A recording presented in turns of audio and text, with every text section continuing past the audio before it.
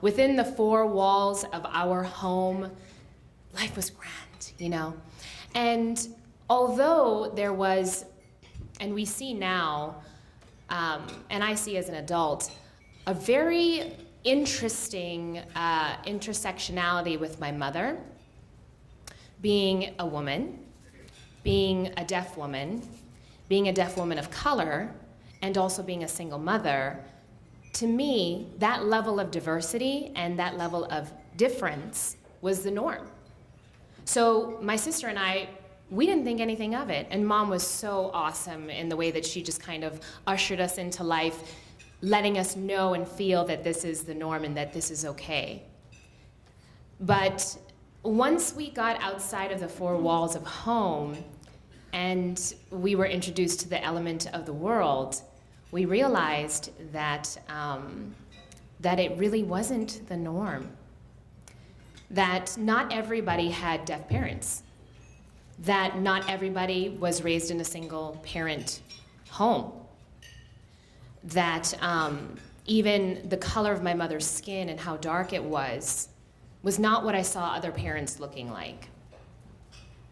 So I realized very quickly that diversity wasn't cool. It wasn't the in thing. You know what I mean? The in thing was to fit in. The in thing was to be like everybody else.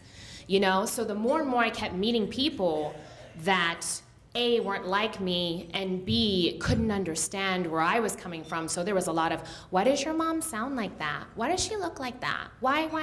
You know, and I didn't have any questions. I didn't have any answers to those questions. I was just like, well, your mom doesn't, you know?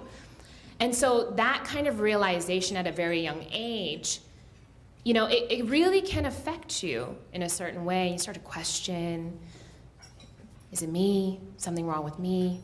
Am I okay? Are things okay for me?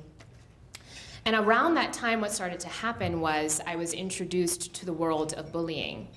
Because what I found with the lack of understanding of diversity is that when people don't understand something, there's fear. And when fear is present, love can't be, but also when fear is present, so many things stem from that, right? So there's the control factor, the possessive factor, the jealousy factor, the insecure factor, the ignorant factor. There's so many factors that kind of stem from this seed of fear. So I became a victim of bullying, and now as an adult, I realized in the last few years that the statistic is really kind of, and I use this word very meaningfully, but it's pretty disgusting. 75 to 85% of young girls and boys, I'm finding out, are bullied at some point in time in their lives. And so I wouldn't be surprised if deep down inside as I'm talking about this, quite a few of you are going, yeah, I was bullied too. Or yeah, I understand what that felt like. So of course, you know, you marry the two dynamics and you have a little girl going, oh, something's gotta be wrong with me. Because now I'm being bullied and now everyone thinks that something is wrong with me enough to put me on the outside. And that can be pretty detrimental at a very young age.